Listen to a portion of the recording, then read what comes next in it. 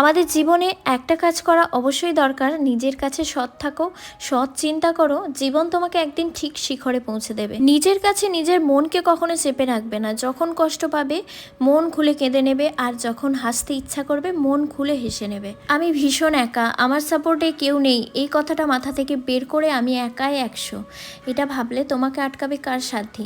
তবে একটা মেয়ের বিয়ের পর তার হাজব্যান্ডের সাপোর্ট অবশ্যই জরুরি। সত্যি আমি এই দিক থেকে ভীষণ লাকি। যাই হোক, আমি সব সময় চেষ্টা করি নিজের কাজ নিয়ে ব্যস্ত থাকার, সংসারে বাচ্চা সামলে আলাদা করে একটা প্রফেশনেও থাকি। জীবনে ভালো থাকতে গেলে অতীতকে ভুলে ভবিষ্যতের চিন্তা করতে হবে, কিভাবে জীবনকে এগিয়ে নিয়ে যাব নতুন চিন্তা ভাবনা রাখতে হবে।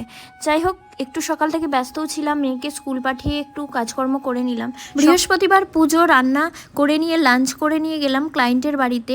কিছু কথা ছিল, এখানে বেনারসি কিনেছিল, আমাকে দেখাচ্ছি। মিনি ব্লগটা এই পর্যন্ত। সবাই ভালো থাকবে, সুস্থ থাকবে, নিজেকেও অবশ্যই ভালো